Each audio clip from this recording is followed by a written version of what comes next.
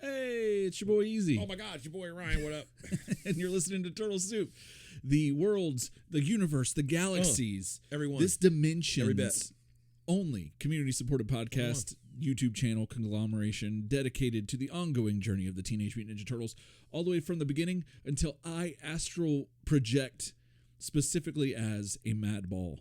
The weird, gross. Do you remember those? The toys from the 80s that had mad balls. Yeah, they had like weird, like one was a baseball, and then one was like a grotesque like Cyclops. And yeah, you got mad balls bringing that up. That killed my original mom, dude. Well, hey, you know what? I mean, she died the way she lived. So anyway, speaking of that, wow. Speaking of live, which is also another way of saying live. We're not technically live on YouTube, but we are alive on YouTube. Yes. And so we're here on YouTube for the audio listeners who, absolutely, if you just want to hear our voices, that's fine and good. We appreciate it. But if you want to get a visual component to the whole experience, you could do that by going over to YouTube and look for Turtle Soup Podcast. Find We Dumb It making a YouTube channel. And we're up here, and we'd really appreciate some likes and what's the thing? Subscribe, subscriptions, sub it up, sub it up. Yeah, we're in the 500s right now. It'd be nice if we could get into the millions. So if you or a family has a phone that doesn't have a passcode, it's harmless. All you go to their YouTube channel or their YouTube app, and then subscribe, and we post like once a month maybe, so like it's not going to be inundated, it's nothing crazy, but everyone wins. And so I like my to old think, man once told me a sub a day keeps Mr. Bucket away. Ooh, so that's we did if you keep it like that, then that's all you need to worry about. That's all you know. If you care about your family getting their balls put in his mouth, then you'll go and sub on YouTube, and that really means a lot. And if you don't, just keep scrolling. Keep scrolling. Just keep scrolling. You know what I'm saying? Oh yeah. What about like for this burned soldier? No, just keep scrolling. Nope, just keep scrolling. Yeah. But those who didn't keep scrolling, Ryan, are some of our patrons. Absolutely. Some of the best. Members of Patron Ranger. Just wonderful people. Right now we've got Danny O'Donnell and David Wagner that we want to send what up, boys? Shout outs to. Thank you so much for helping to make sure that the lights stay on and the old Turtle Soup. I don't know what we're calling this part. Is it still Castle Grace? What do we call it? Grayskull Studios. Grayskull Studios. I guess we still. We're back. We're back live. We're back in person. This is the color of Grayskull, if I'm not mistaken. I think I specifically got it to be that. Yeah, and I mean, this was the exact room we kind of. I don't want to say started, because he technically started it at my house. That's true, we did. But like we were here for a very long time. We're back in person. Back in person. And then eventually, hopefully, streaming in person again. Like look at me in the eyes right now. Like I'm physically looking at you. Yeah, we're like in the same room, and there's no delay. It's just like let's just go. Pure when we get this shorter table and be even closer. Oh yeah, and our tips are gonna touch. That's exactly right. We'll have each other in a figure eight, like our legs, but we'll be up here doing the show like normal. Absolutely, that's like the goal. But you won't know the difference. Absolutely, you won't know, because it's just quality, top quality. You might see a sparkle in our eye. You might see that, like a little something igniting, but that's for later. That's for later. Those who know. If you know, you know. If you know, you know. So for those who don't know, Ryan, why don't you tell them where we're at in the journey? We are in the year of 2004. We're covering two comics today. We're covering Mirage TMNT number Volume 4, Issue 15. Sorry, the notes were backwards from what I thought. Sorry. From April 20. Yeah, let's start there. Is Mirage TMNT Volume 4, Issue 15 from April 2004. And then we're going to go ahead and do Mirage Comics Tales of the TMNT Volume 2, Issue 2 from March of 2004.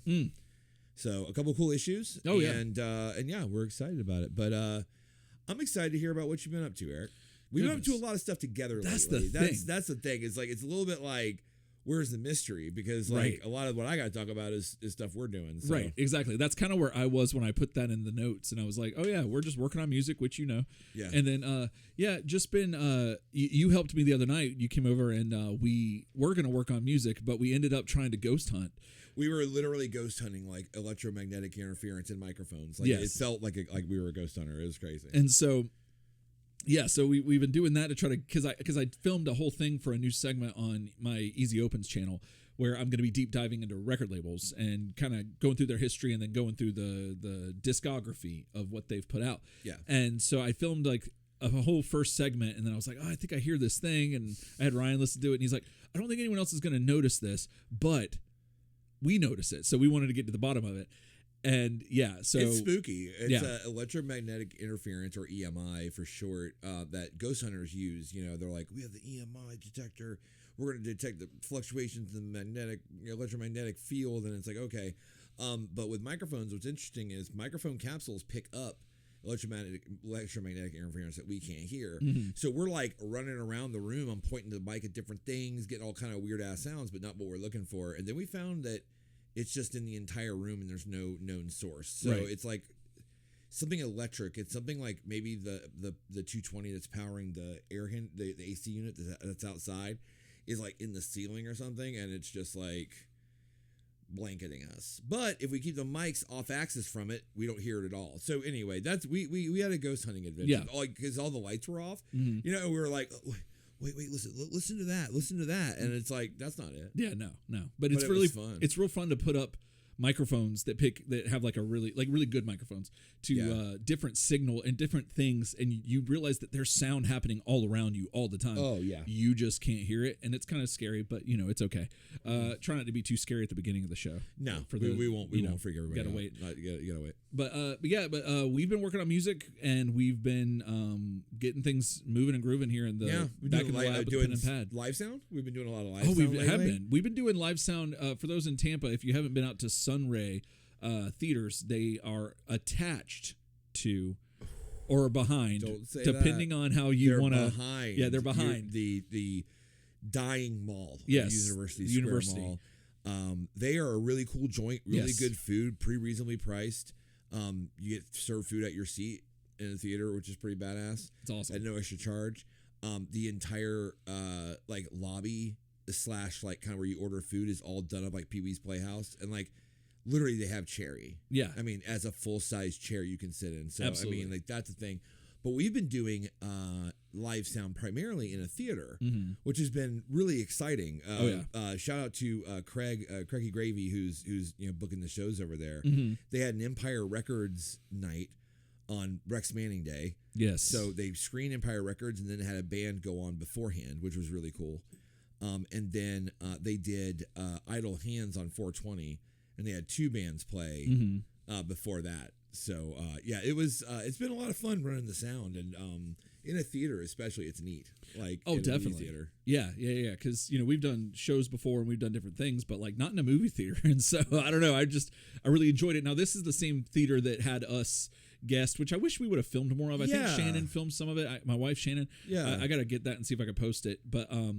But yeah, they had us talk before the airing of the first Turtles movie because they had found an old reel of it, and that was really neat. Made us feel legit. So yeah, we did like a little introducing the movie / kind of going over the history of it and stuff. It was a lot of fun. So yeah, if you're in the area, anywhere in Central Florida, it's worth like checking out Sunray Cinema. Look them up online, buy a ticket to a cool show, and go check out the theater because it's definitely worth your time to check out. Oh, you might run into us if there's a band involved. Yeah, you'll run into us. So. Absolutely, we'll be there.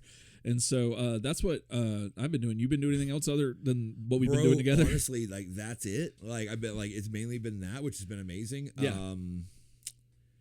Man, I really don't have anything. I mean, that's what I've been doing. That and like kind of resting when I'm not doing all that like extra stuff at home. So okay. But that's kind of our update. Well, yeah. So all right. Well, another thing is that again, I'm still going through the old episodes and I'm compiling. We're kind of cleaning them up a little bit as they were meant to have been done. We just fell behind on some of it. But I'm in the 100s now, and I'm writing down Turtles Come Out and Fight That's as we go along, and if we do them or if someone mentions them. Then we're starting to fill up the spank bank, if you will. Yes, so because I realized that there were some that we said, we'll get to that, and then we never did. So if you remember, well, I don't know. Either way, if you get new ones, let us know. Turtles Come Out and Fight That's basically, if you're new here, that's where Ryan and I basically write our own turtle story. Improvise our own turtle story about how the turtles would fight something really annoying. Right. So we've got two that are right now that we're not going to do today Yeah. because we're on a tight schedule today. But I promise we're going to get to them. One was from John Klein III, who wanted to hear about, because I asked about Ernest Saves Something with the Turtles being involved.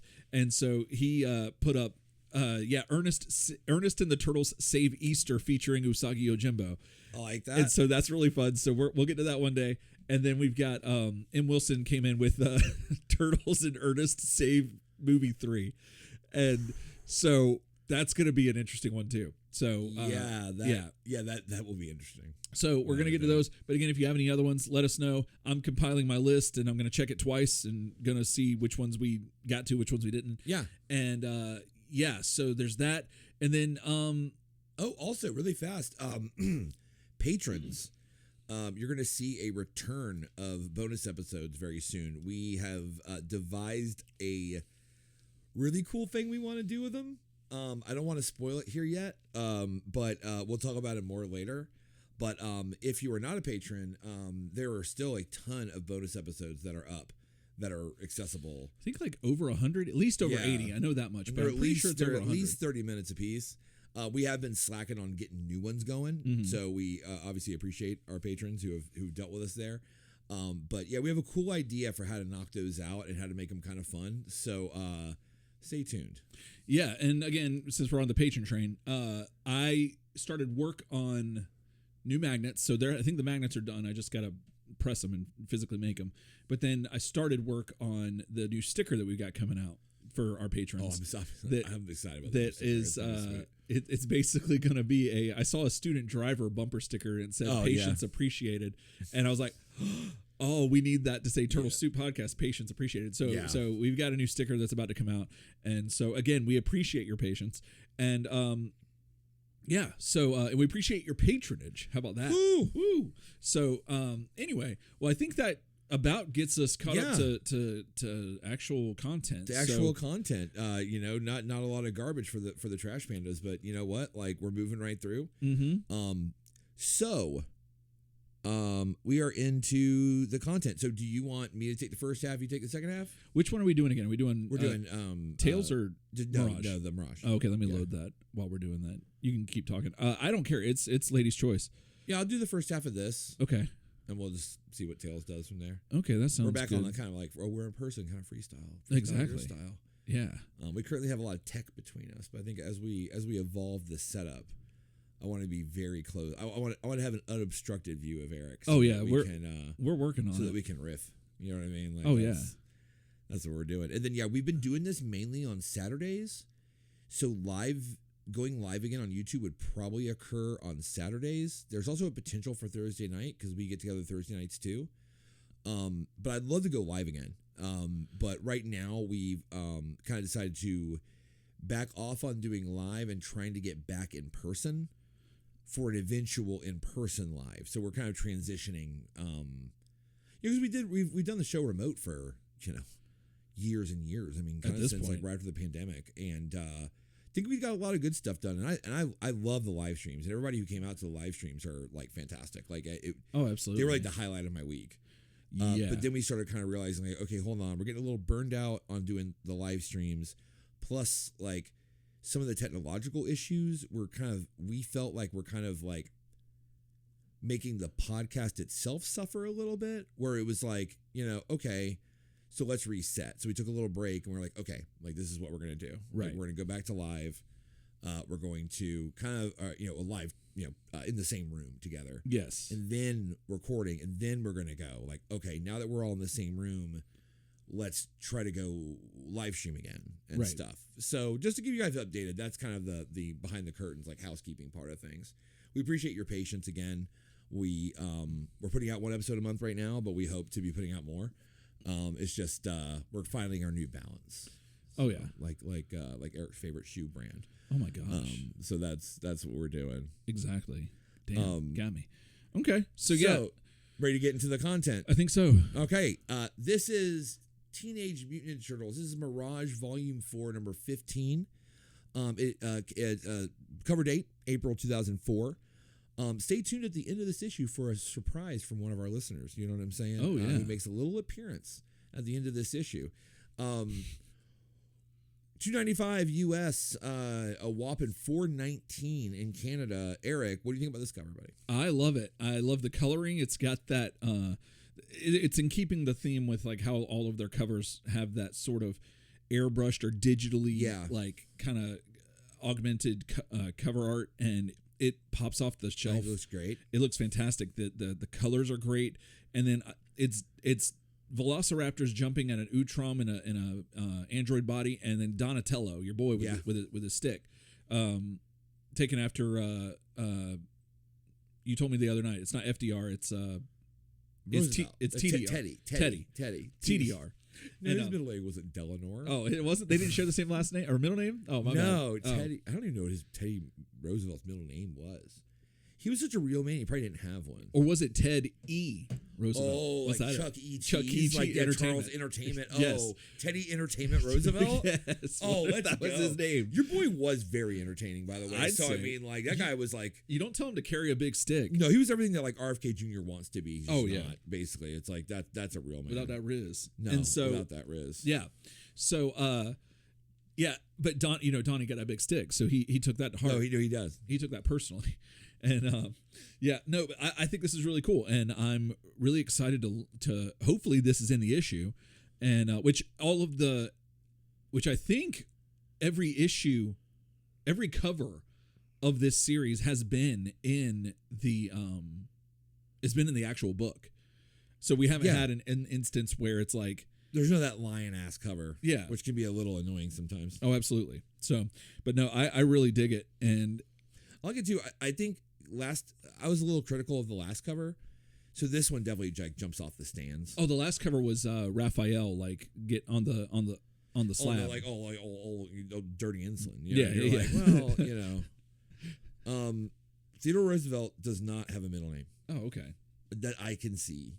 So it was just Teddy Big Stick Roosevelt. Yeah, he left it open so that he could just keep the big stick thing going. Oh yeah, no, that's him. That's fair.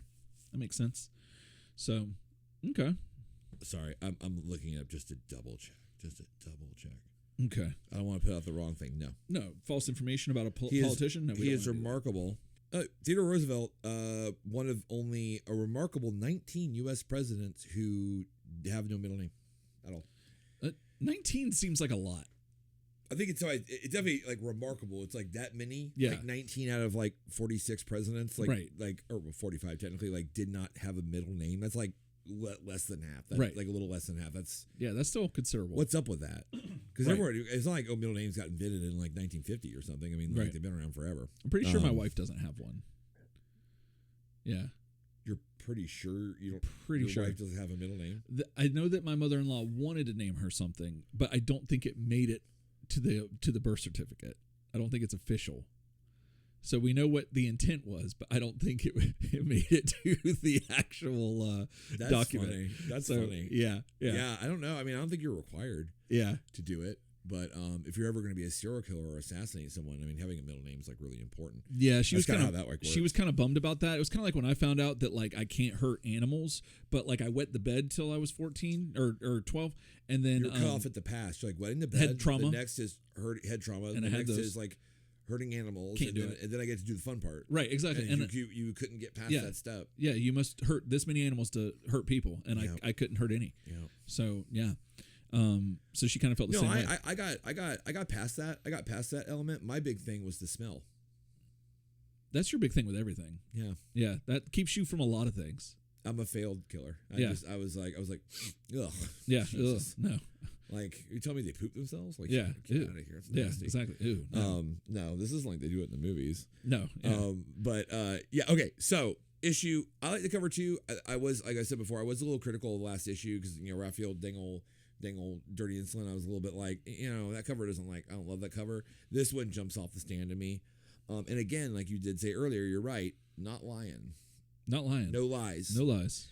All right, so we got our landing page. We have our credits. We have Peter Laird writing and lettering, inking and toning. Jim Lawson layouts, penciling.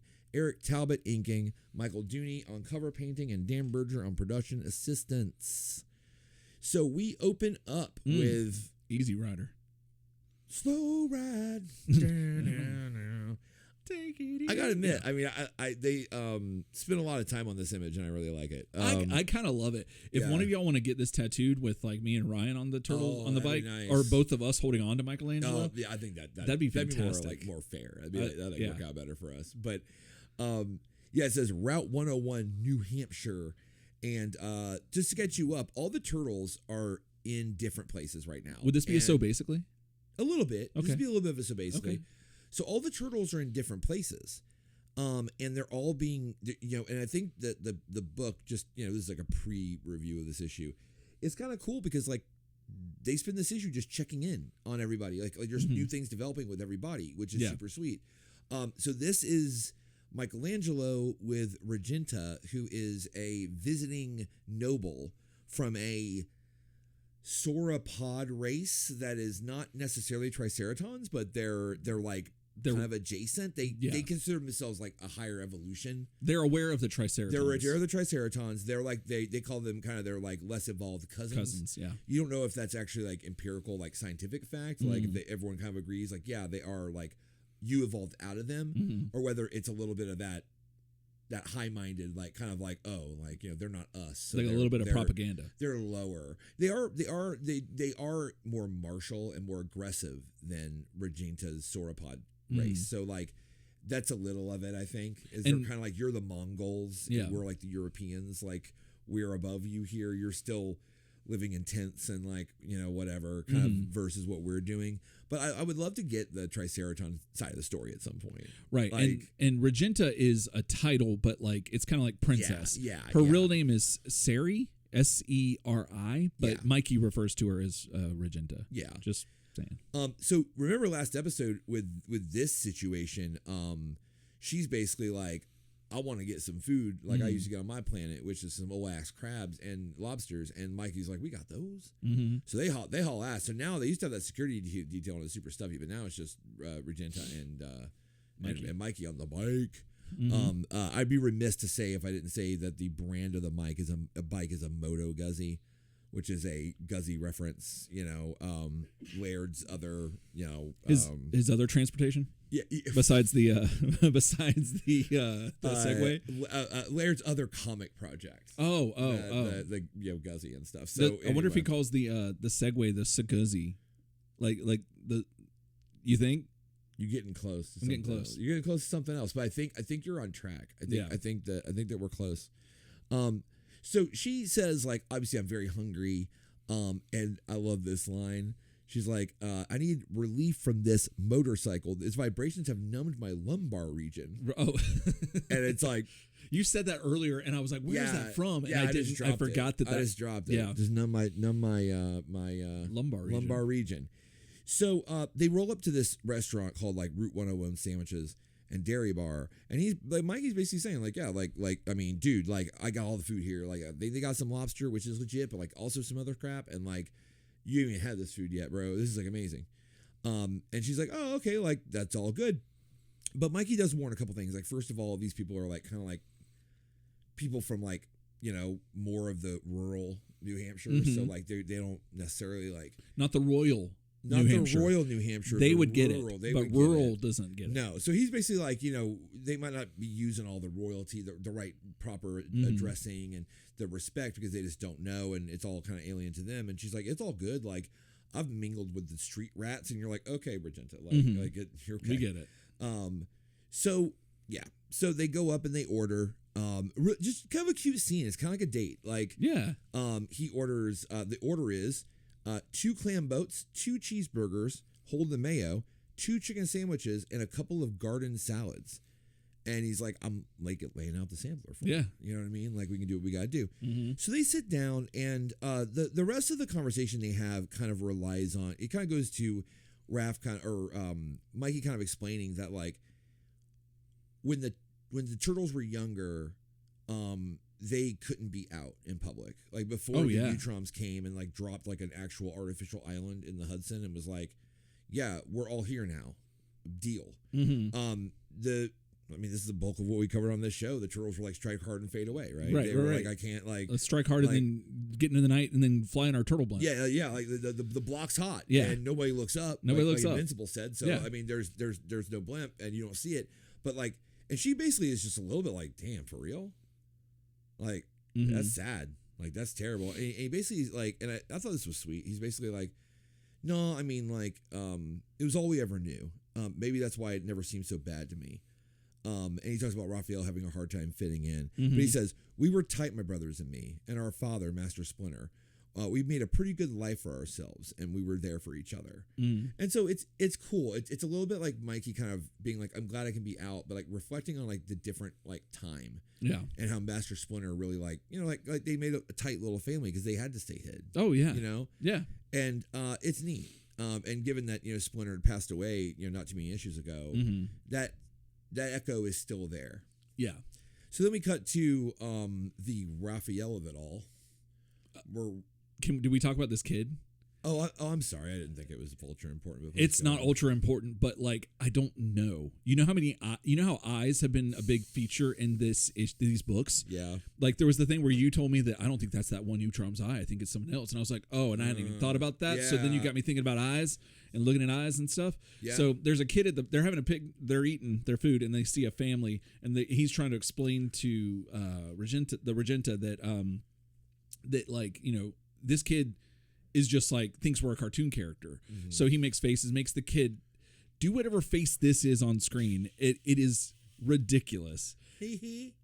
it looks like the most dead-eyed like no. If it was said that like they were all like all the people in New Hampshire were like under some kind of like spell, right, or like poisoned with this food. And now they wanted to kill everybody. Yes, like, I'd be like that's the panel for exactly. You. Yes, and it's just that just caught me by surprise. I'm like, that's horrifying. Yeah, it is a little horrifying. Not a fan of that. Maybe I didn't want to be re-traumatized again, but now Sorry. you visited on the entire podcast fandom. So we're about 20 minutes in. Enjoy. You know. So I figured it was time. Enjoy for that. But anyway, now back to Nightmare Fuel. Yeah. So and it looks like he's eating like an Uncrustable for some reason. I know it's a burger. But but it could be a kid eating. Well, I mean, they didn't exist then, but no. Oh, 2004. We're getting closer to where you can't just say that anymore. No, we're getting closer. We're like, oh no, they didn't have like Lunchables. And you realize, well, they probably did. They probably did. So it's not like in 1987 anymore. No. But no, good looking out. Good looking out. So now we are at the Raphael situation. Raphael has been bitten by a vampire. He is turning into a vampire. But it's also messing with his DNA and his mutagen, and Raph's been through this before. But with like Bloodsucker and all that. So he is slowly turned into a vampire creature monster. And they've been like trying to restrain him, but last issue he broke out of his restraints, and he's in this room, and you're like, oh my god. So we see like a big flight of soldiers come in, looking for what's going on. And remember, Honeycutt got back in his like, or transformed into his like suit he was wearing in the beginning of the comic series when him and the Utroms were on the moon. You don't know who this mysterious guy is. His polymetal combat form that the Utroms hooked him up with. So he's in that, and he's kind of like, hey, nobody shoot. Like I think I got this. Yeah. And they're like, okay. And there are just people like bent and broken on the ground. Oh yeah. That's gonna be a theme this issue. Like people play for keeps in this issue. Like people get killed. Like it's not. There's no like huh. And he's on the ground and he goes, ow, ow. Right. Like, oh, you're good. It's like, no. There are people, men and women on the ground, scientists and stuff, who are not communicative and don't look, and they're just being stomped on by Vamp Raphael just like crazy. I do love in this paint, in this frame on page 8, in the very like left mid, kind of upper mid, there's that one Utrom. Oh yeah. It's probably, I don't know if it's Glorn or whatever his name is. I don't know if that's him. But your boy has a look. Like, your boy is shooketh. He's like... Yeah. He got that Pikachu. Oh, he does. He got that Pikachu face, like... he really turned into a dinosaur turtle vampire? Holy shit. Yeah, Glurin. It might be Glurin. It could be Glurin. It could be Dr. Clyron. Oh, that's or Kleinor. He has that assistant, that other guy. Yeah, but it's one of those two. Yeah, it's one of those things that's shaded out. It's definitely supposed to be in the background. It's hashed out, but, like, I love that face. Oh, yeah. You're like, oh, my God. So what kind of proceeds is a fight, and really well illustrated fight. This happens in this issue and Tales, where the fighting is pretty descriptive. I like it. But it's a lot of like Honeycutt kind of like declaring a lot of things out loud so that you know it. Mm-hmm. He just talks about like if Raph still has his like ninjutsu skills, he's cooked basically. Like there's no way he can defeat him, especially when he's so big now. He's such a big vampire dinosaur creature. But he's like, all I have is luck. So he gives a valiant effort. He does, but your boy is too strong. Vamp Raph, or whatever we're gonna call him now. You know, old Raffy Two Teeth. I don't know what to call him. Old Raffy Two Fangs. He gets absolutely. Honeycutt gets thrown through the wall of an actual building. The building that they're in from many stories up. He winds up falling. He transforms. It's the cutest panel in the world. Oh, it's adorable. Bottom of 12. Your boy is like, sometimes it has its merits. Like it's like his little wings pop out, and he's like, yeah. I liked that. Honeycutt's one of my favorites. Yeah, Honeycutt's like, great. He's fantastic. And just think, this is an old professor that is in the body of an android essentially. Yes, and from a freak lightning storm. Yes. And it's not the Transmat device. What's the name of the device? It's just a silly name. I forget it. But yeah, he got his mind transferred in. Yeah, and he's still like living. I love it. And it's great. And the inking here is very reminiscent of like Mirage, like definitely Volume 1. Like bottom right corner of that's that inking treatment you got to put on Fugitoid. That's how he looks like Mirage Fugitoid. Absolutely. So it's really fun to see him back and to see him looking very vintage. So he does fly back up because he's kind of like, Mom ain't raising no bitch. Yeah. And he's like, you know, we're doing this, and he goes back in the hole, and he's like, well, where is he? I don't see him. Maybe the security force managed. And then your boy gets his head, your boy gets straight decapitated. Yeah. By old Raffy Two Fangs, and like he swipes his head off. Like I'm telling you, like Fugitoid is doors and corners. Doors and corners. That's where he gets you, and that was a corner. He got done. His head tinks over to the corner, and then Raph just like disposes of his still standing. And remember, this is Fugitoid, right? Fugitoid. This isn't like hyperpolymetric body. Yeah, no, this is like your boy from like Fugitoid one shot. Like he just like pop, like not head off, and then he's like, get out of here, and he like basically flicks him away, and you're like, oh. That's just an open question about Honeycutt. You're like, what? Unceremoniously. And that won't be the last unceremonious act this guy commits. No. So this is so cinematic. So he crawls out of the building, and the art is just so neat. And he's kind of crawling. It's that cool shit where he's crawling down, but head first down. So it's not like he's like climbing down like we climb down a ladder. Right. He's like head down, and I'm like, oh, that's badass. That'd be nuts if you climbed a ladder down that way. Dude, like if somebody doesn't know how to use a ladder. What if like it's the kind of thing where you tell your kid there's no such thing as like double kick pedals, and you just have them like oh yeah. I mean, what if you were like, yeah, no, that you don't ever do it because you can't be like, that's how you climb down a ladder. So from like 3 years old, he's like practicing that, and then all of this is to like get him a job on like a construction crew. At the age of like 18, and then you're like, you have a camcorder, like you're like, you have your phone in your car, and you're like, I'm gonna film this shit. And your boy comes down like a 3-story ladder like that, and everyone's like, what? Yeah. You're like, yeah. It's all worth it. So then your boy gets narrowly missed by a laser blaster, and it is your guy, Raptor. Raptor's back. He's got like a big old gun, and he's like, you know, that's enough, Raphael. Stay where you are, or I'll have to put you down. Do you understand me? I said, and then I love this panel. Raph jumps off the building and collides with him like midair. And on the way down, he's like, no, my wings are pinned. I can't stay aloft. And your boy gets like doomsdayed directly. And this felt very Death of Superman to me. Oh, it did. Yeah. Just something about it. He gets like face down into the actual concrete. Yeah. And in case you think that that's fine because we're talking about comic book characters, he's like, oh, my wings are broken. You're like, dude, he broke your fucking wings, right, bro. Yeah. And then he's like, oh, barely conscious. Can't let you get away. And Raph just takes the gun, points it in his face, and fires. Yeah. And all you see is like your boy Raptor with like a huge steaming wound out of his chest. He took 2 to the chest. And your boy running away. Yeah. And you're like, is that Raptor? That's crazy. Is that a rap on Raptor? Is that a rap? I'm like, so this thing's already setting up like, and I like it. They're like, look, we're gonna give you each story, and each one's gonna have a cliffhanger, and you're kind of like, you want to buy next issue, don't you? Yeah. And it has that like Return to New York. It has that City at War, that cinematic feeling to it the whole time. Oh yeah. Which I kind of thought that like Kevin Eastman brought to the series, and maybe he initially did. I thought I read that somewhere. But it turns out layered with layouts. I mean, like Layers? he's doing it, like actively doing it, and it's really it's just great. Absolutely. So then I'm just checking out, make sure I'm not robbing you of a half. I'll let you take it here. Okay. This is like the second two stories. Yeah. So now we're jumping to Donnie, and he's back in the what do they call this thing? The tepu. Yeah. Which is basically like somewhere in, I think it was South America. Yeah. And they are it's a place where the Utroms back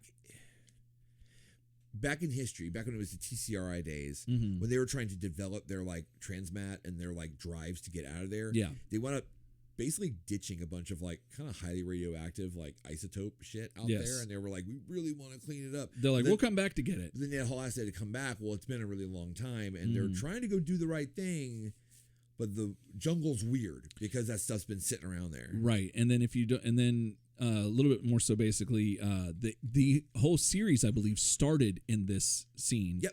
With seeing some explorers talking about weird stuff happening here and seeing some weird woodland creature stuff. And then last couple issues, we saw this is where the raptors from the, not Raptor, Not Raptar, but the Velociraptor type creatures, the dinosaur type creatures that we saw on the cover, they have, they attacked that Utrom expedition that happened a while back. And then, and they speak. That's very important. Yes.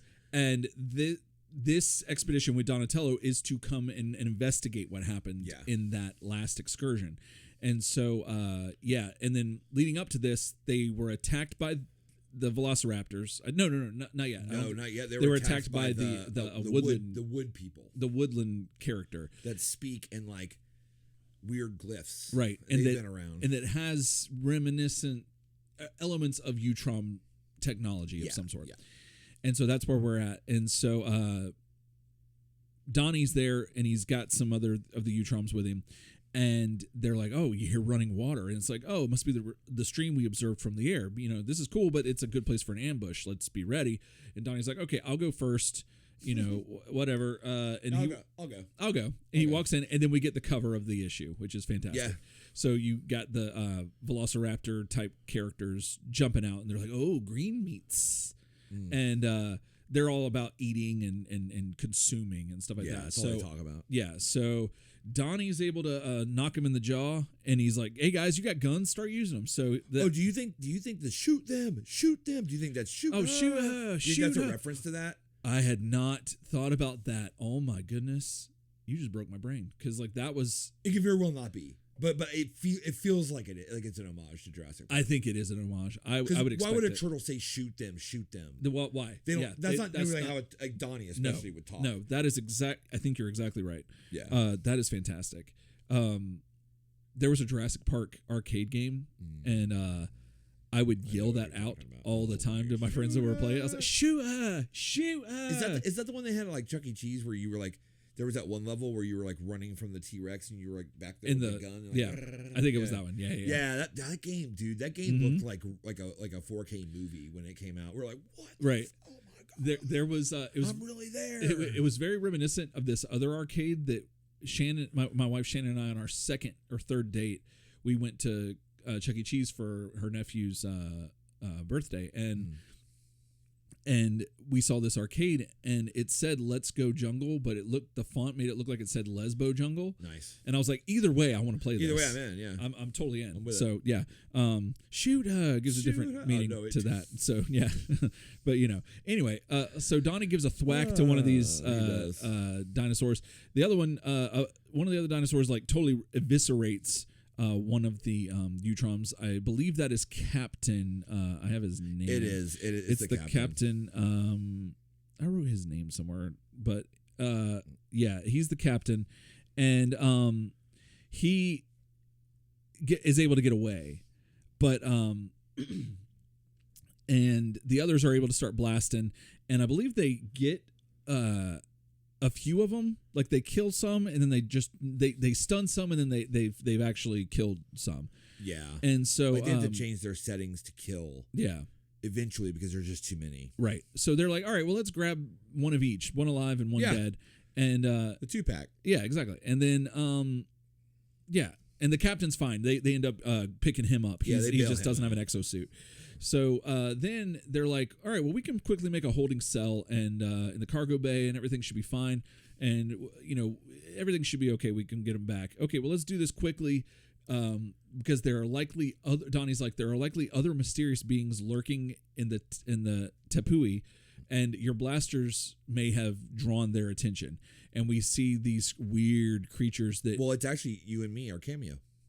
Oh, that is true. I forgot. Remember that? You did mention that somebody from the show was going to show up in here. No, that's not even. That's it. not. That's there's for later. more. I'm just reminding you that back in 2004, remember we entered that contest to be in this issue. I forgot about this. Yeah, you remember that? And now I do. And I remember that the survey, it was so funny, right? Because like it's crazy we were the only two people to get this right. Yeah. Because you might having memory about the Segway Guzzy, whatever. Yeah. Because or the Segwuzzy.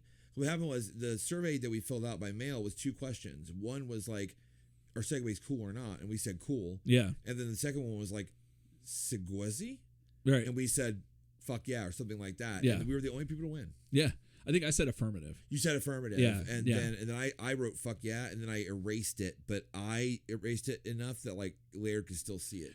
You did yours in pen, but you had the pen eraser. I had the pen eraser. And so it was kind of there. So he saw before we found out that they like caused liver damage. We were using the erasable pens. Right. And then he was like, okay, like you guys are great. Like you want to hear more about my Segway? And we're like, well, maybe later. We're kind of busy. And then because we haven't met each other yet, so we're trying to meet each other. Remember that weird thing where we're like, oh, I need to meet you by 2007. Right. Yeah. And it was like really weird. So like we were like, we're busy. Just put us in the issue, and we'll see in the big 26. And this adds some credibility to the clandestine theories that people had that Turtle Soup is is a psyop. It's a psyop. And then the last thing I remember was like we took a picture together and sent it to Laird. And then, I mean, looking at it now in the big 26, like damn near 20 years later, not much has changed. You're right. Well, I want to put it to the listeners. Hey, let us know which one of these characters you think is Ryan and me. Which one do you think? Like which one's me, which one's Eric? Yeah. Because I have my opinions. Yeah. Oh, based on the way the photo was taken. Right. Oh, of course. Yeah.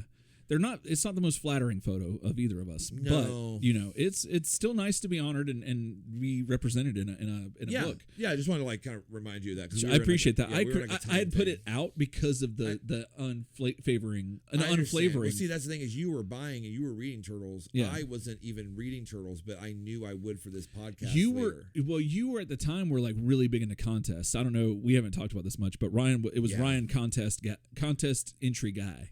Absolutely. And, I'm in the contestant. I'm in the radio and print contest Hall of Fame. Yes. I was the first person from Florida to be inducted. It's true. And so that's how you got involved. And then that's all I got. I was like, oh man, Eric, I feel like we can really do this. And you were like, first of all, who are you? Second of all, like we have to meet later. And I'm like, exactly. Yeah. But like we need to do this now because it's 2004 and we're running a little behind. We got to get into this comic so that later in the big 26, we can listen to it. Right, exactly. And watch it. And here we are. And like see the issue. So yeah. So right now, Donatello is seeing the issue that they've got the attention of these creatures. Yes. And not good. Not they have good. guns and shit. They have guns. These do. Both of them do technically, but a little different. Yeah, a little different. They're an unknown entity, and they're speaking a weird language. Yeah. Which is just represented as like glyphs almost. I'm such like a nerd for the glyph thing. Like, all you gotta do is put like, oh, they're speaking a language I can't understand. It's glyphs. I'm in. Oh yeah, I'm in totally. Yeah. Suck it down like a glizzy. Pokemon has 2 of those things. Actually, they have a Pokemon that is called the Unknown, but it's I think they leave the K out. So it's spelled that way. It's very weird. No, yeah. Noun. And it's a bunch of these Pokemon that are just shapes with like it looks like an eye in the middle of the. They're all based around a circle, sort of, Oh. and they are on. Be not afraid. Yeah, yeah, exactly. Yeah. Biblically accurate Pokemon. Yeah. And they're used on glyphs and what's the Egyptian hieroglyphs. Hieroglyphs. Yeah. Yeah. So the Pokemon does a lot with that. Oh, neat. And it's its own alphabet, and you can decipher it, and they've got a lexicon for it. So it's pretty cool. So the captain says that he can almost understand them, and Donnie's like, oh well, unless they're saying welcome to Venezuela, I suggest get your weapons ready. They get shrocked.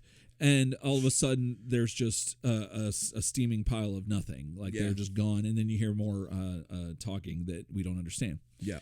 So then we cut back to Leonardo, who is with Karai. Now, catching you up on that. So basically there is that Leonardo and Karai, the turtles in the foot, have a kind of like a not so much a truce, but just like an understanding, I guess.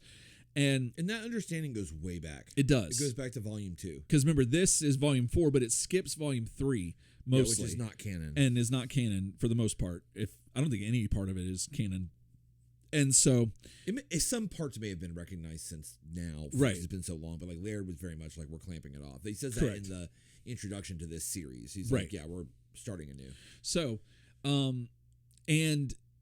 leaving off from volume 2. Right.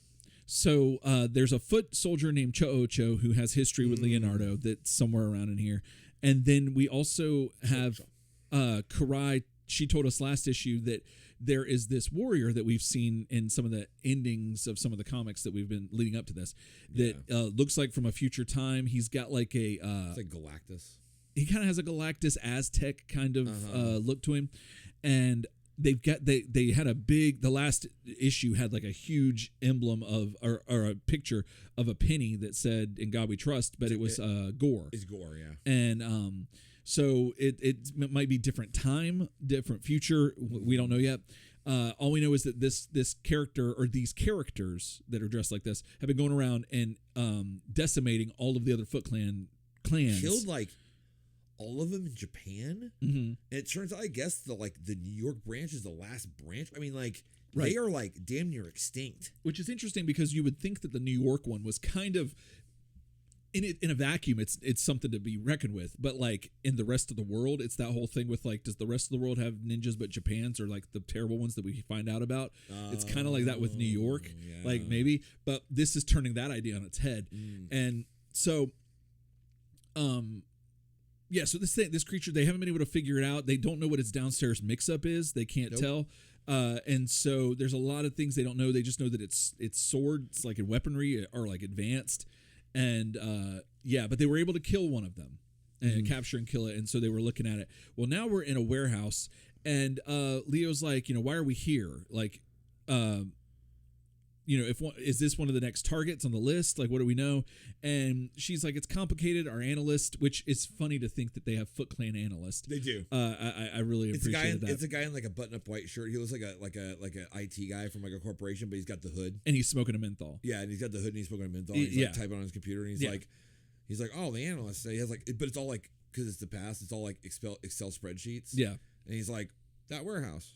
Right, but he has Foot branded.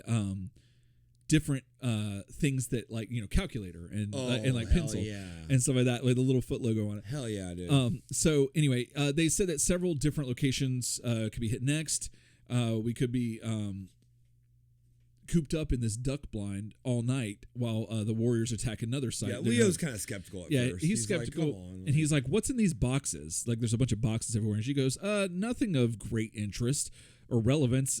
Merely printed material, a product of a Foot publishing subsidiary." Which I am very interested. That's not all that crap is. Yeah, no, I am very interested to know what kind of magazines they're printing. So anyway, they find something's coming through the scanners on the rooftop. They're hearing footsteps. All of a sudden, it's your one of these same characters that jumps down and starts making short work of all the Foot. Bro, Foot analyst undefeated. Oh yeah, 1-0. 1-0. The GOAT. So so they are they are being infiltrated by this guy or this character. I shouldn't say guy because they made what's the mix up. They made a very poignant observation or lack thereof of their downstairs mix-up. So last issue. So anyway, this character is jumping around, just this warrior just kicking ass and chewing bubblegum, throws something at Leo, which is kind of weird. I don't know where this thing went. I don't remember. Yeah. Or that's him flipping, maybe. Oh, I think that's probably him flipping. Yeah, it's kind of hard to tell. And so he lands on his feet, gets kicked, and he flips end over end and lands on his feet. Yeah, because Leo kicks him in the back. Okay, yeah, and he's the man. Yeah. So then, this character is like, is there no end to the twisted evil of the Foot Mystics? Which we'll see the Foot Mystics in the Tales issue. There are Foot Mystics in that issue. Yeah. Now they conjure a demon from the time of legends to protect their filthy works. Listen, I'm not sure who you are or where you're from or why you're here, but you're mistaken on at least one count. I'm no demon. Now stand down. Yeah, exactly. Sorry, I was going to do a dialogue with you. Oh, sorry. That was pretty much You're it. good. No, I I didn't know if I stepped on. No, not at all. I thought it was great. No, you could step harder next time. So he's like, oh, it doesn't matter. Whatever. If you fight for the Foot, you must die. And so yeah, they fight a lot, and there's a lot of things showing this guy's sword, and then Leo's katana is getting like ate up. Ninjato. Nope, he calls it a katana. I know, but they're technically not. I don't know. Go ahead. Because he says, "Damn, my katana." Yeah, but that's always been wrong. Sorry, go ahead. They've never called him Ninjato, by the way. That's true. We always have. That's Francisco. That's Francisco's like. Which what does he know? What does Francisco know? He's never been in a Turtles comic before. Like we have just in this. Oh, you're right. Yeah, you're right. So what does he know? He's never been printed in a. Just like Ninjato's never been printed in a. Francisco. Got it. Love him. But he's never been in a Turtles comic before. Just like that. So let me tell my story the way the story's written. So you got this black and white image, which I don't know what happened here on the top of 31. Like he jumped down to do like our enemy to do like the big chopperoo. Oh yeah. And Leo like broke that attack off and knocks him away. That's the one thing I was like, that's a little too dynamic of a shot. Yeah. It just felt weird. But anyway, Leo's like, oh man, this is like killing my sword, my katana. That Maquatil blade is taking its toll on. Maquatil? That's close. It's taking its toll on, and then Shranked. The katana is broken. Broke your business. And Leo's like, ugh. And got you holding the paring knife. Yeah, your boy's like, now die, demon. And then we cut back to Donatello. Your boy is waking up and he goes, oh, my head. Feels like I've actually, I don't know what it feels like. Whatever just happened to me, it was unique. I do know that I have felt a lot better, but at least I didn't lose my bow. So that's always good. Come on, faithful stick. Let me lean on you. And so he realizes he's still dizzy, and he kind of puts his hand on a wall, and he's like, oh, interesting. And then we hear voices, and we see these characters that look vaguely familiar, but I'm not sure if we've actually seen them before yet. We're not entirely sure. Yeah, I think they may have been the original expedition team, like in the original, like in the beginning of the comic, like that were getting attacked by the dinosaurs. I think that's them, but not the ones they've been there for too long. The only one who looks really familiar is the guy with the hat and the glasses. He looks like one from the second expedition, but because no, remember they came. There was an expedition of adventurers that came that we saw, but they were there because they had seen other people other people had people gone missing, and I think that maybe the girl and the guy might be from that first expedition. I don't know though. We don't know. You know what? But we got their names. One is Ken and one is Beth. So you can choose which one's which. But they think it's another monster. And they're like, oh no, wait, we haven't seen this type before. Hold on. This one, he's brought friends, and he's like, wait, what are you talking about? And they see that the Utroms in their exosuits, and then the Dino Critter behind them. Yep. And they're like, that's not my friend. They scooped them all up. Definitely not enemies. We're not your enemies, is what he's basically saying. And then so all those other humanoid characters are like, oh wait, what's this? And we hear a voice from above that's a lot louder in that same glyph. Yeah. And we turn the page and we get a 2-page thing where I think it's 2 pages. Yeah. Where it's this giant thing where you see these woodland creatures that are just massive, and or at least like in the way it's drawn. Yeah. And there's this like labyrinth of a Rube Goldberg kind of device. Like a weird, like almost like a chemistry set. Kind of like a chemistry set, but it's almost like a really advanced like hamster cage with Oh, all the yeah. tubes and stuff. That's true too. I didn't think about that. And yeah, and you see a tiny Donatello going, "Where am I?" And this is that thing that we saw at the end of a couple of issues ago, where Laird's like, "Don't worry about that. I just wanted to tease it." Yeah. And I have a feeling that this is going to be on the cover of the next issue. Yeah, and like they're obviously, it looks like they're on a different planet or something, because like the ground looks weird, and then like there's all those stars. I don't know. It looks like I was thinking they're somewhere else, like another dimension or something, but that's just me. It could be, or it's like they got shrunk down or something. Yeah, something's weird. Something's weird about it. But anyway, that's where that that's where we end it. That's where that issue ends, and there's nothing. Nothing else really important. Wait a minute, I'm just gonna look through Turtle Tracks. Okay, yeah, do that. We've been having a lot of fun doing that. Yeah, just looking. You know what I mean? Like just looking. And did you say earlier that good old Francisco had never been published in a TMNT comic book? Well, I assumed he'd never been in a TMNT book. Well, what's up with this letter from Panda Man Francisco Blas? What's up with this? It's a letter. It says, printed in the Turtle Track, says, "What's happening? Oi, hey guys, sorry to keep bothering you like this. Just trying to show my support for the Turtles, that's all. Nothing wrong with that, right? Well, where to start? The beginning sounds good. 2 questions. Why is April asking Renee for help? And did April turn into her mother?" And then Peter later answers this and says, April asked Renee for help because Renee is able to travel through time at will. And no, April did not turn into her mother. Peter later. Sorry for asking the obvious, but sometimes I don't get it the first time around. Or second time around. Oh my God, dude. Yes. You're making this joke back in like 2004, that's bro. excellent. So Raph turned into a vamp turtle, and then Laird is just like very correcty today, because he's like, no, he's not a vampire. And you're like, well, wait, like, well, that's a revelation, because it's a little bit like he got bitten by vampires. Yeah. And that's what's causing this. So like, I guess. Okay. He says, actually, I think that's kind of a cool idea, even though it's kind of old news. I'm like, dang. Bro. Like, Francisco back when he was younger, dude, Francisco was just like firing shots down just across the bow. Like, I mean, it's kind of like lame. But sorry like, to keep on bothering you guys like this, but actually, I think it's kind of a cool idea, even though it's kind of old news. It's kind of old Like, he starts apologizing, but then he's going to shoot you anyway. Slap you right back, yeah. you know? Like, yeah. Then he's like, it.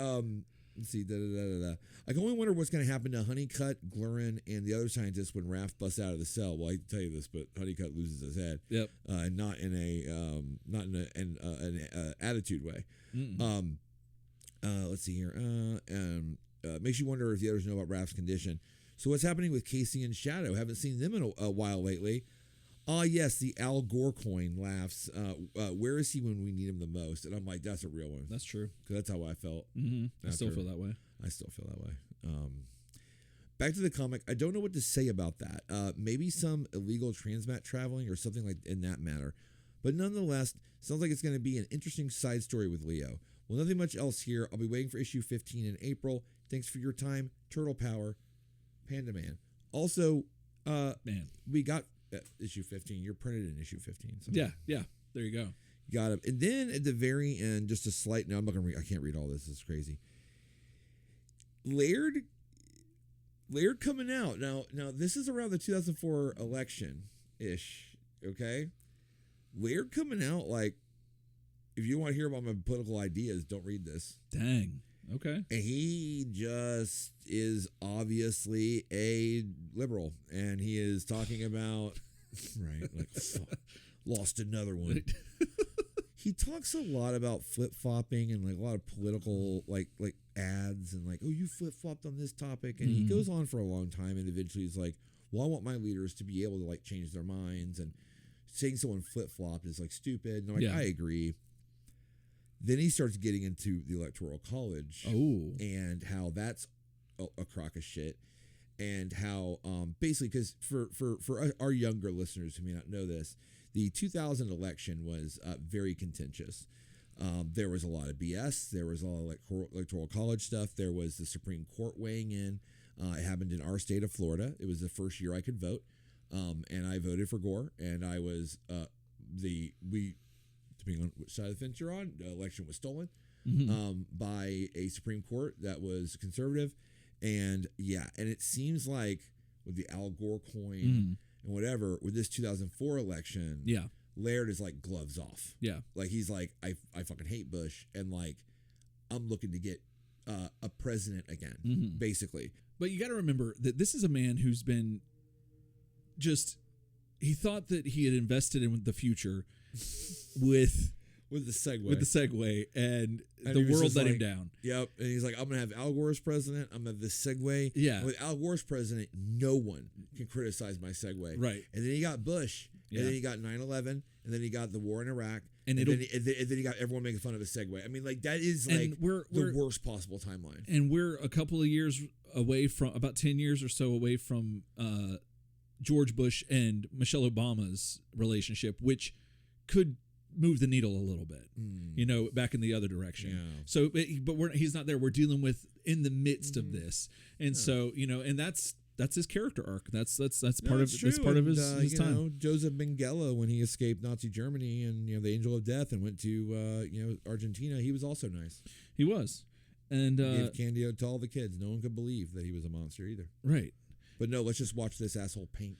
And whatever. Anyway, that issue was cool. That issue flowed by. It's a quick read. It's a nutritious read. It's got a lot in there. Yeah. It does its job. It carries forward everybody's plot lines, leaves you on kind of a cliffhanger on each plot line. You're like, okay. And then it's like, I really want that next issue. Yeah. No, nothing wild, nothing like, oh my God, gargantuan. It feels like we've kind of hit our cruise control, and we're just like, now we're just counting down miles. Right. You know what I mean? We're just getting it done, and it feels good. It was a good issue. Yeah, no, I agree. I enjoyed every part of it, so I really dig that. Although I did not like him saying that Raph's not a vampire. I didn't like that. Yeah, that was just a little correction, like he's not a vampire. Yeah. And I'm like, well, that's cool, but like you didn't give us any other you didn't give us any other indication, Peter. So all signs point to vampire, but and it's like, but it's almost like it feels a little bit almost like I don't care to spoil this because I'm not actually going to address it, but he's not a vampire, and I'm like, well, then that's the problem. Yes. All it takes is Glurin to be like, he was attacked by men, and some witnesses say they saw fangs, but we've had a vampire problem, but like, he doesn't have that in his blood. It's something different. Like, okay, cool. Then he's not a vampire, but you can't correct me on something that you've never said in the comic. Yeah, that's frustrating. Anyway, I'm sticking up for Francisco in the past. There you go. Yeah, Francisco, I stand corrected, or I sit corrected. I apologize. Yeah, no, I sit corrected. Yeah, you've been in more issues than we've been in officially. You do sit corrected. Yep. Yes. So, all right. So we're gonna jump into Tales number 2 from March of 2024, not 24, 04. And this one's a real quick one, so we're gonna get through this one pretty quick. But Ryan, what do you think about this cover? I really like it. At first, when you zoom way out, it's got a lot of red and kind of that like kind of desaturated black. It's funny. I don't like it from far away, but then when it gets closer, I really like it. Yeah, I love the art style. It's got that 2000s art style that I really appreciate, and. The splinter, like being in the foreground, all darker. It looks amazing. Looks fantastic. Yeah, white, like no pupils. Like I'm about it. Right. Big fan of this. Big fan. So jumps off the screen. So we have a bit of an introduction here. From Stephen Murphy. I won't read the entire thing. Okay. But he says the story behind this story. And it says, so back when the Mirage for Kids, first cut the deal with Dreamwave for the licensed TMNT comic that was based on the new animated series. Yes. Steven went out to be a writer for it, and he submitted this story.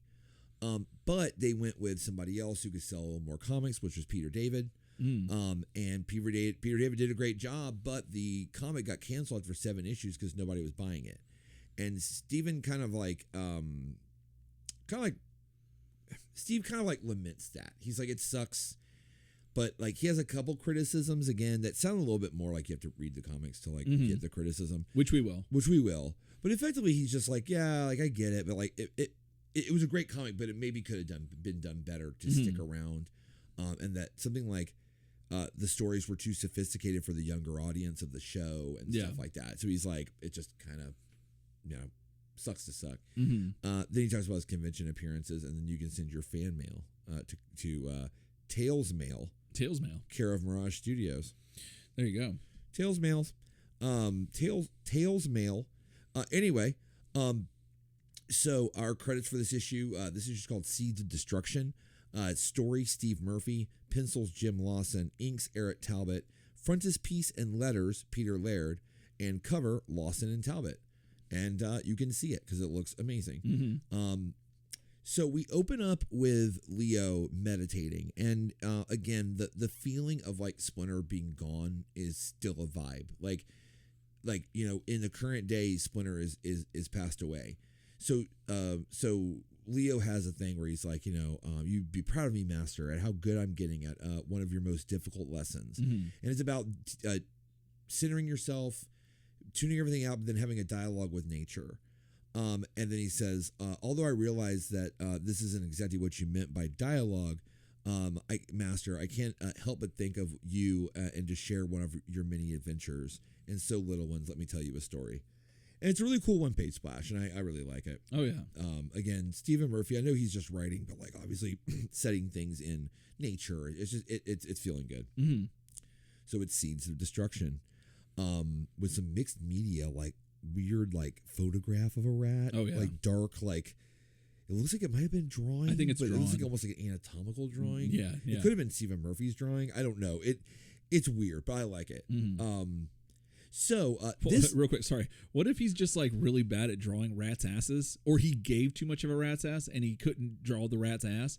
So like he just made the contrast really dark. Yeah, so you can't see the rat's ass. Yeah, exactly. Yeah, I don't know. Maybe like very early in his career with Mirage, he told Peter like, "I'll never give a rat's ass." Right. And then and he's like, "There's evidence. I told you I never would." He's like, "It's really dark." He's like, "You ain't getting the rat's ass. You ain't getting it. You ain't getting it. You want the rat's ass? You got to give me more." Exactly. So the timeline of this issue is a little convoluted, but once you get it, you get it. It opens up 15 minutes ago, and you see. This issue kind of just reminds me of like Live from My Deathbed in Japan. A little bit. Yeah. Like you got this guy who's like meditating and he puts on this like mask and he's like, ha ha ha ha ha, as he's like, lightning strikes around him and you're like, great panel layouts. You don't know what's happening. So then we cut back and we see No, I jumped ahead. We see Raphael and Donnie returning from some kind of run. They went to a scrapyard and got a bunch of stuff. And stuff like that. And when they come back, like they look at Splinter. Your boy Splinter is like no pupils, levitating. The old meditate, levitate. Oh. And they're like, I didn't know he could levitate. And then Leo's like, he can't. So something is going on. Like he doesn't normally do this. And then we go to 10 hours earlier. So this is going to be a flashback, and they're going to keep saying hours, but it all goes back 10 hours and then plays forward. Right. But at first, it was 10 hour, 8 hours. I'm like, this is weird, man. Just play it forward. I don't understand. But anyway, so Splinter's asleep, dingle stick, burnt Cheeto sitting up, ready to be grabbed at a moment's notice. Smells something. He's like, I feel your presence. Show yourself. And there's like a little ball of like. It's a mad ball. It's a mad ball. That's what I was referencing. I'm over my trauma. I can talk about that. I was thinking I'd be a mad ball doing this. No, you got mad balls saying it again. Sorry. And Steve Murphy has mad balls putting it in this issue, but whatever. So Splinter kind of makes contact with this mad ball, this orb, and then he's like, evil. You will not harm my sons. And this ball runs around, kind of hits him in the head. Yeah. And then there's like a bunch of balls, and he's like, most ingenious. I'm like, is this like mothballs? Right. Is that what this is? Like, I gotta admit, it's a little weird. And then like all of a sudden, a bunch of throwing stars fly out of nowhere. He's like, too ingenious, and he like kind of like gets around him, and but one pins him to the wall. Kick the bum out. I mean, that's a flashback. Oh, it pins him to the It pins wall. him to the That's wall. why the next panel Flashback. happens. Yeah, he jumps out of his clothes. Yeah, I couldn't realize why he jumped out of it. Why he decided to get naked. And we get to see naked Splinter, which, I mean, most of our Splinter action figures were naked because we lost the soft goods. Oh, we lost. Yes. Yeah, so no more soft goods. No more soft goods. So he gets out of his clothes, All like hard goods. kind of what he should have done in the animated series when he got kicked the bum out. Oh, He exactly. should have just taken off his gi and been like, he stabbed my gi to the wall. Right. Can you get kicked out for that shit? Yeah. Obviously, I bow to the sensei. Like, obviously, like, I'm not a fucking moron, but this guy is. Yeah. Then he's like, oh no, I can't. I'm Hamato Yoshi. I can't do it. Oh no. So then this Oni mask shows up, and he's like, and this is a weird sentence. Splinter's like, now tell me who you are, intruder, and what it is that you want. And he's like, I am the same thing I want from you, your death. And I'm like, that's awkward. Like, I'm the same thing I want from you, your death. Right. What about I am your death? Like, what about that? Like, Could have solved the problem. And honestly, at this point, like, I think it's actually really good writing, because at this point, Splinter's like, you're a goddamn joke. Like, you're trying to sound like all cool, but you're just like saying the same thing over and over again. So effectively, he's like, death itself? I think not. This is Splinter. More likely a mystic warrior of some sort, quite possibly belonging to the Foot. And then he, like, I guess the Oni's kind of gone, because he just goes and calmly, like, gets his, like, gi off the wall, and he's like, and thereby heralding a long day I feared would come. And your boy does this thing. So he's getting set up for his meditations, and he's looking at his books and scrolls. 8 hours earlier. 8 hours Sorry. Yeah, no. So just for everybody, the story keeps going from the 10-hour mark. You don't have to say 8 hours, 5 hours earlier. You don't have to say that. It's like, say 10 hours earlier, and if it doesn't stop, then it's going right to the present. If you understand how linearity works, I think. This is backwards, though, isn't it? No, because he figured that's right. Oh, okay, you're right. Right. Do you see how it's more confusing than if he hadn't? I do. Yes. Yeah. No, it was 15 minutes before, which is when everything's about to go to shit. Yeah. Then it cuts back to present 10 hours earlier, before everything went to shit. Right. And then it's like, now we go forward. Yeah. But he's 9 hours before, 8 hours before. You're like, yeah. Oh, okay. Anyway, so Splinter's setting up. He runs into Michelangelo. I do like the fact that Mikey's like, well, how'd you know I was around? I was practicing the art of invisibility. And he's like, no, you're doing a good job. You're doing a good job, except I can hear your stomach growling. So go make yourself some food. Right. And make me some tea, though, while you're at it. Because, like, I got a study to do. I got to, like, go fight this guy. I got to go old astral plane on this asshole that, like, I am also what I desire from you, which is also your death. Your death. For real. And he's like, yeah, I know. I have to read a book, but then I'm going to beat you. So Leo's doing his fighting 7 hours earlier. Leo's doing his fighting thing. And this is where you see Raph and Donnie head out on the trip they returned from. They're like, yeah, we're going to go out, like, look at the junkyard. We're going to go, like get some chicks. And he's like, just, hey, man, don't be stupid. And they're like, okay. And then Mikey's sitting in his room with his Tool poster. His Tool poster, his Big Mouth Bass Billy. Big Mouth Billy Bass. And a Kappa Cola, which is interesting because Kappa is what the Japanese think that turtles are. Yeah. Demon turtles are, kind of thing. And what about the first turtle, I think, with an iPod? Yeah. You know, okay. Down in the sewer. You would think Donnie would have been first Apple adopter, but nope. So basically Splinter's like, okay, like I know what I need to do, but I have to pray that I can do it well. There's no room for failure with this, because somebody's trying to fight me on the astral plane, and I got to take care of this guy. So he sits down like, I'm ready. It is time to relax the corporal reality. I'm like, let's go. Yeah. And he gets into the astral plane. He shoots a little mega ball out of his head, a mad ball out of his head. And it wanders up to the villain, the Foot Mystic, who is on the roof of a building nearby. This is HMC. I'm not sure what that says, because we've seen it a bunch of times. We have. On the building. I don't know. But I don't remember what that is. So it flies up there, and of course it like shows up, and your boy's like, old soul, you dare face me? It's like, yeah, no, like, you rolled up on him. What do you think is going to happen? Yeah. And effectively what Splinter tries to do, he's kind of like, oh no, follow me, or the adversary is like, well, you think you can do it? Follow me into the astral plane. I'm gonna freak you out. And he's like, oh shit. and he takes them through the astral plane with all these monsters, and Splinter's like, "What do you think? I've seen like monsters before, like about the astral plane." And you're like, "Oh, show me a monster." But he does comment, kind of like, "I think he's trying to break my will by showing me all this crazy shit." And it's like, well, it is what it is. And then they get to a bunch of sunflowers. I'm gonna hand it off to you.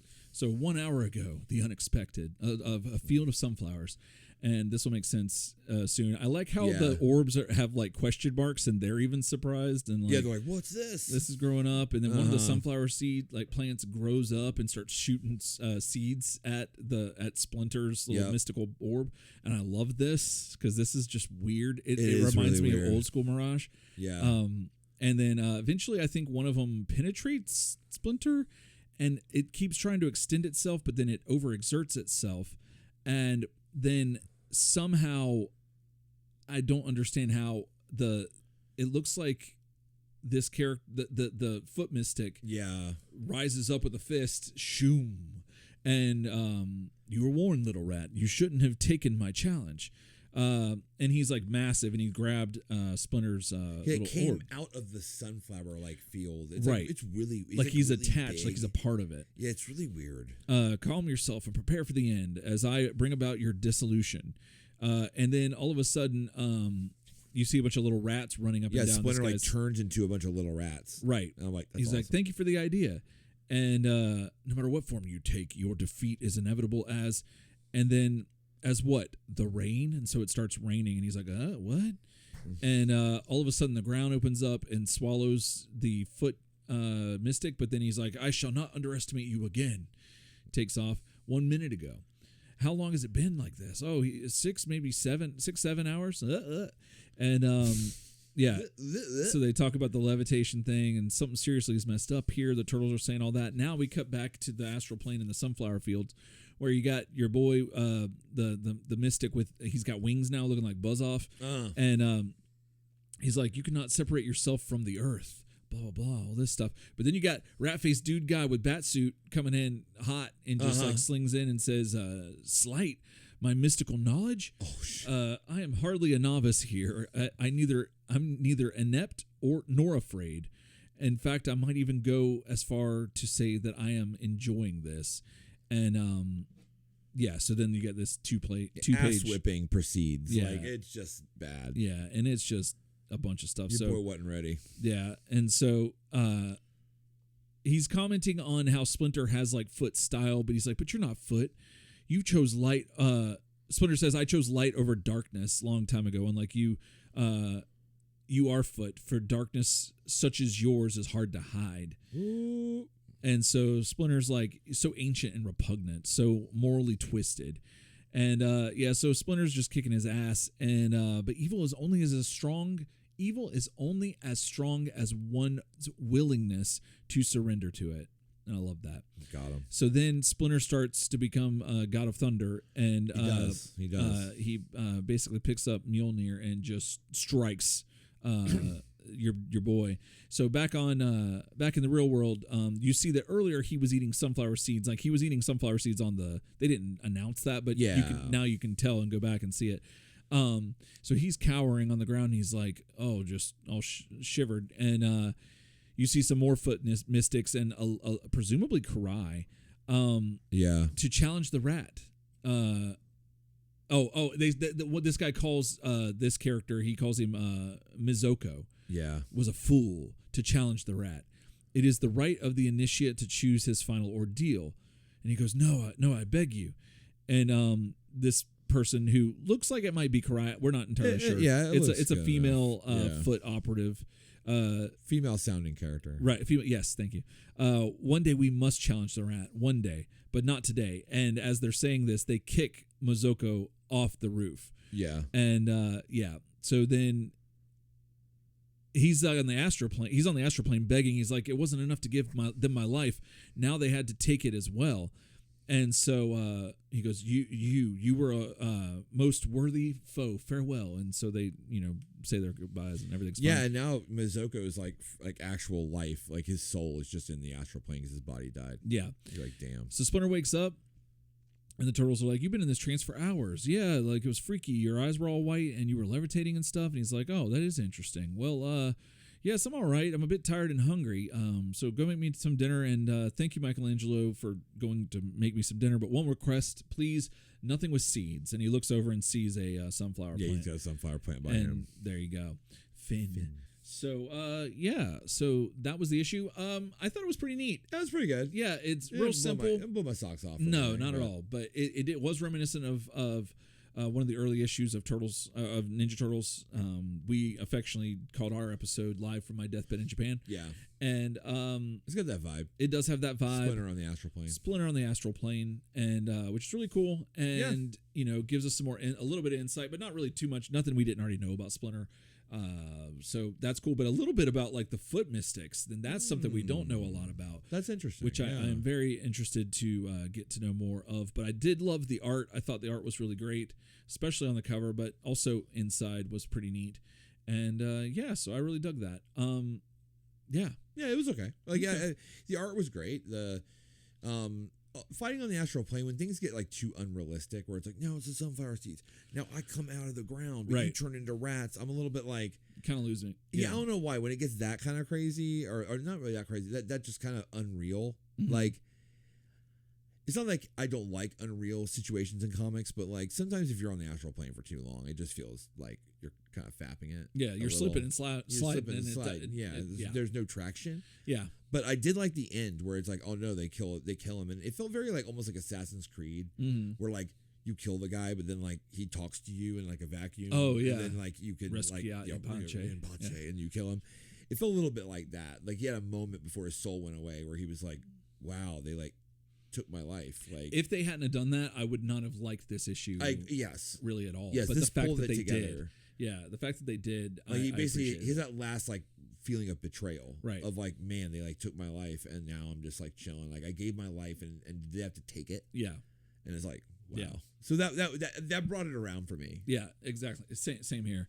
Well, hey, we want to know what you thought about these issues and what you think about really anything turtle related. So let us know. Email us turtlesoupshow@gmail.com. You can find us on the home of the internet, turtlesoupshow.com. All our episodes are up there, and we should be everywhere you listen to podcasts. Importantly to us, we are on YouTube. So if you could, and if you care about Mad Balls or your mom's balls, if you have Mad Balls, yes, either any ball related issues can be remedied by going to YouTube and looking for Turtle Soup Show, Turtle Soup Podcast, whichever one, and give us a like and sub, and that means a lot. And appreciate all that. And then if you want to go the extra mile, you can go to patreon.com, find Turtle Soup's Done by Making a Podcast, and you can throw some pennies our way, and that will help us to keep the lights on and fix some of our issues that we've got going on here. So all right. Well, I think that's going to do it for us today. We'll be back probably next episode with more in continuing with Tales and Volume 4. We did mention the Dreamwave stuff earlier. I think we're going to cover that probably either in tandem, in tandem, or like right before the 2003 cartoon series. Yeah, because I believe it's what we thought Adventures what Adventures started being, which was the retelling of the animated series. Yeah. This, for the 7 issues it ran, I believe it stayed with, but I could be mistaken, but I know it's heavily based on that timeline and that story. So we're going to do those kind of like in that same time. Yeah. But right now we're going to get through these volumes, and then we'll jump back to 2003 and start covering that. Beautiful. So anyway, all right. Well, until then, else time.